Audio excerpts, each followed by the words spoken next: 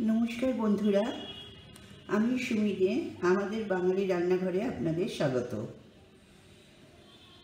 कालके श्री श्री रामकृष्ण देवेर जन्मतिथि सेई उपलक्षे आजके आमी एकटा भ্যানিলা केक करे ठाकुरेर सामने देब।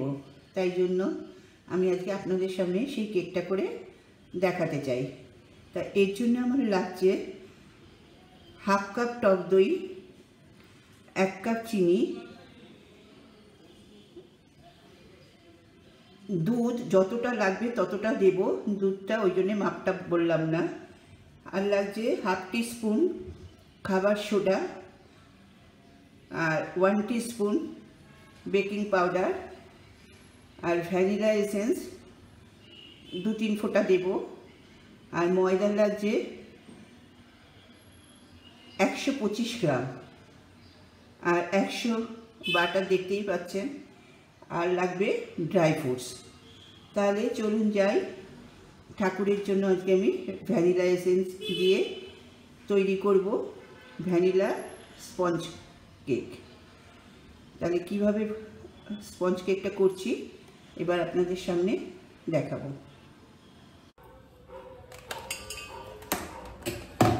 আচ্ছা, এরকম আমি একটা বোল নিলাম। বোল নিয়ে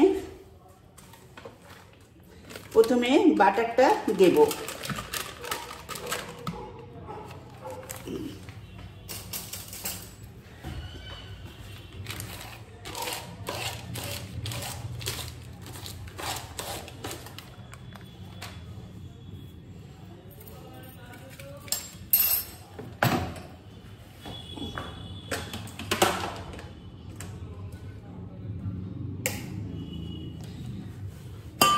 প্রথমে বাটারটাকে আমি বিট করব।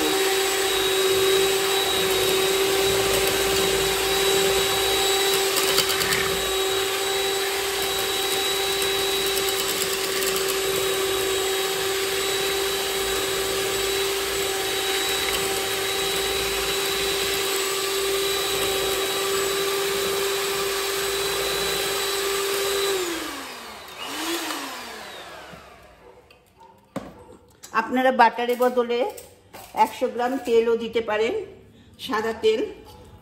আমি বাটার দিলাম।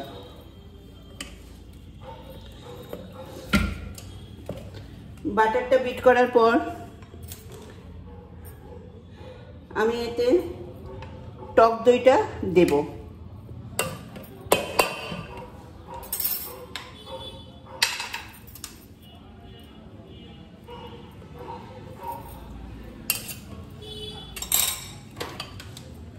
টক দইটা বিট করব।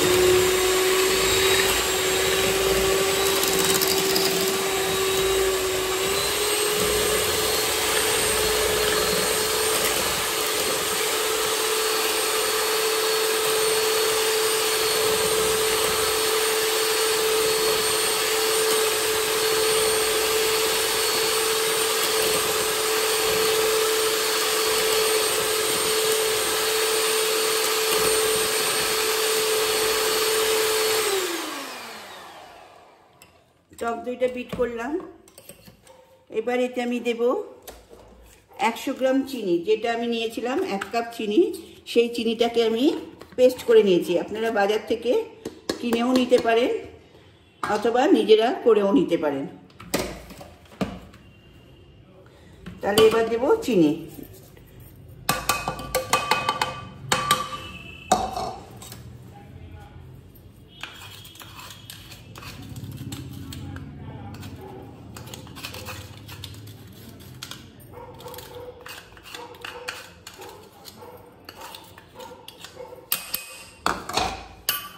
আচ্ছা, চিনির পাউডারটা যাতে না ওড়ে সেই জন্যে একটুখানি এটাকে মিশিয়ে নেবেন, তাহলে চিনির পাউডারটা উড়বে না।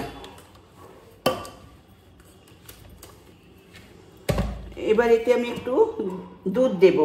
দুধটা কিন্তু যতটা লাগবে ততটা।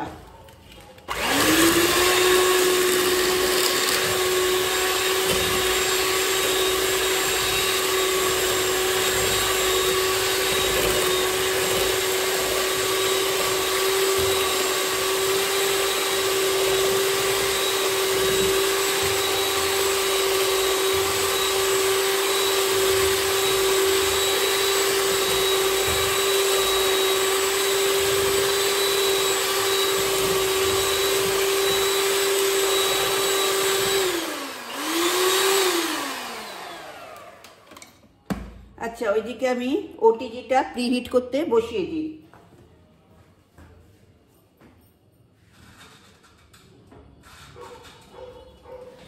আমি ওদিকে ওটিজিটা 15 মিনিটসের জন্য প্রিহিট করতে বসিয়ে দিলাম 180 ডিগ্রিতে। আমি পরে বলছি, সব বলে দেবো।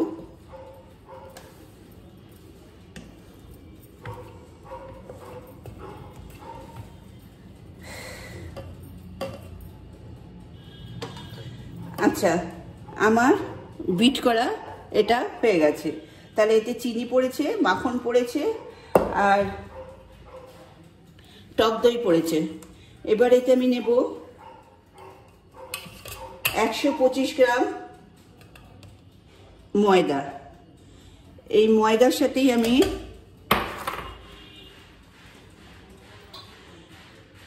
1 টিস্পুন বেকিং পাউডার, এখানে এটা হাফ টেবিল স্পুন মানে 1 টিস্পুন, আর নেব 1.5 মানে হাফ টিস্পুন, এটা টিস্পুন তার বেকিং পাউডার। এটা আমি ময়দার সাথে নেওয়ার একমাত্র কারণ হচ্ছে এটার সাথে এটা ভালোভাবে মিক্সড করে যাবে পুরোটার সাথে, সেই জন্য নিলাম। আর সবসময় ময়দা চেলে নেবে, যাতে যদি পোকামাকড় বা কিছু থেকে থাকে বা পচা পচা থেকে থাকে তাহলে সেটা ওর সাথে মিশবে না। দেখুন এই কচাটা বেরোলো, এটা আমি ফেলে দেব।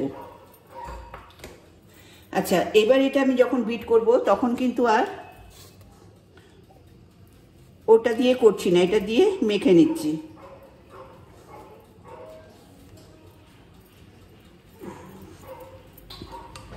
এবার এতে দুধটা দেব।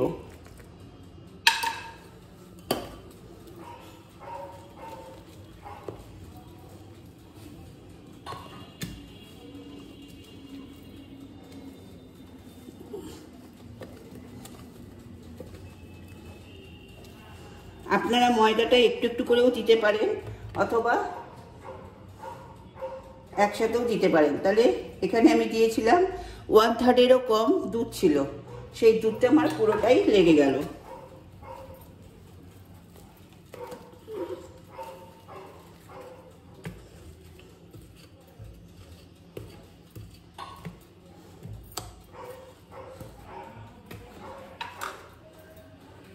দেখুন আমার ব্যাটার রেডি।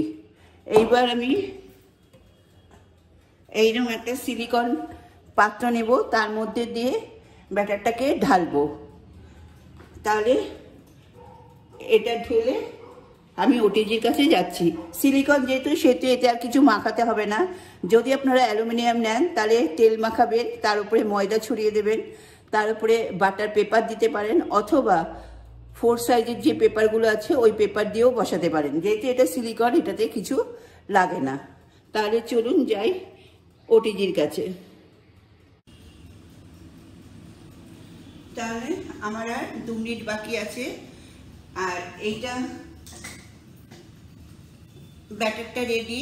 এবার ব্যাটারটার মধ্যে আমি ভ্যানিলা এসেন্স দিতে ভুলে গেছিলাম, সেটা আপনাদের সামনে আমি দেব। তাহলে এটা ভ্যানিলা এসেন্স, এখান থেকে আমি 1 ফোঁটা ভ্যানিলা এসেন্স নেব। ওটাকে নিলে পড়ে যেতে পারে, তাই জন্যে দেখুন এটা হাফ টিস্পুন, এরও অনেক কম নিয়েছি। 1, 2 ব্যাস, বাকিটা ঢেলে রাখলাম। আমি 2 ফোঁটা মাত্র ভ্যানিলা এসেন্স দিলাম। আর দেবো একটু, যেহেতু এটা স্পঞ্জ কেক, একটু অরেঞ্জ কালার দেব। এটা ফুড কালার, আপনারা যদি কিনতে চান লিকুইড ফুড কালার দেখে কিনবেন। তাহলে এটাও আমি 2 ফোঁটা দেব। 1, 2, এটা 2 ফোঁটাই ছিল, 2 ফোঁটা দিলাম।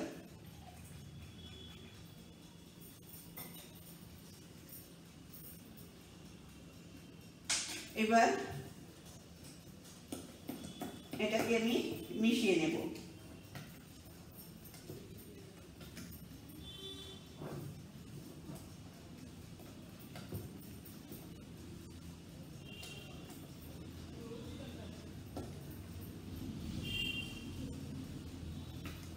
আমি আগেও অনেক কেক দিয়েছি, এটাও দিলাম, আপনারা দেখবেন। আমাদের বাঙালি রান্নাঘর চ্যানেলকে সাবস্ক্রাইব করবেন, আর প্লিজ পাশে থাকা বেল বাটনে ক্লিক করবেন, তাহলে আমার সমস্ত রেসিপি আপনার ফোনে নোটিফিকেশানে পৌঁছে যাবে। আর বন্ধু বা রিলেটিভদের শেয়ার করতে ভুলবেন না, আর অবশ্যই লাইক কমেন্ট করবেন। এবার এটাকে আমি বসাবো।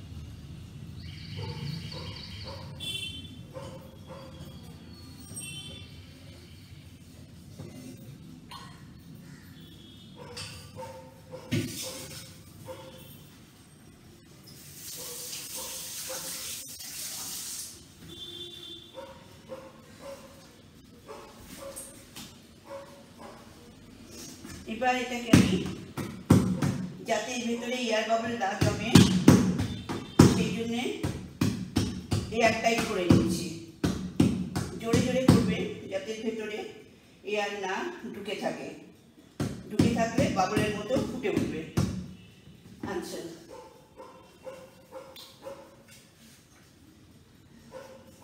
এবার আমি ড্রাই ফ্রুটসগুলো এর মধ্যে দিয়ে দেব।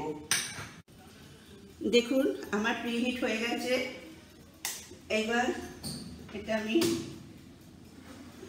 জ্বালালাম, দিয়ে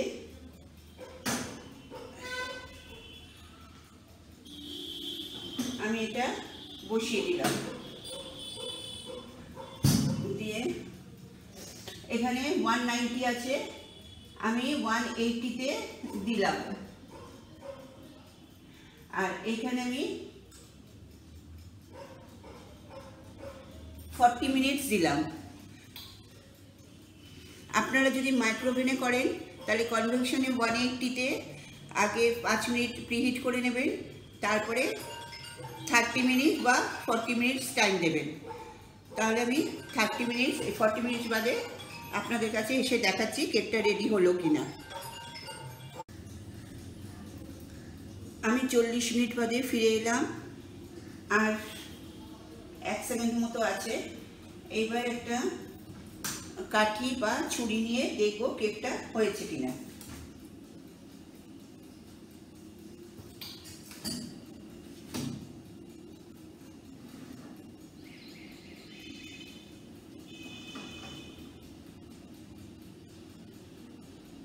দেখুন কোথাও লেগে নেই, তার মানে আমার কেক একদম পারফেক্ট।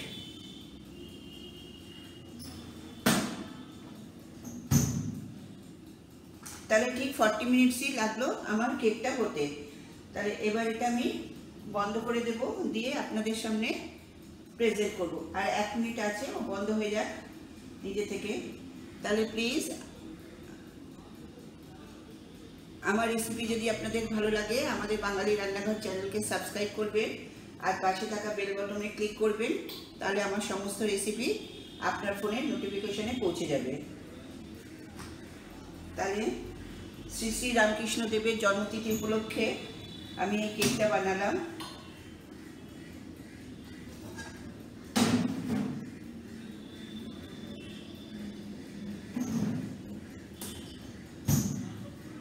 এটা ঠান্ডা হোক, আপনাদের সামনে সাজিয়ে দেখাবো। তাহলে আজ আসি, নমস্কার।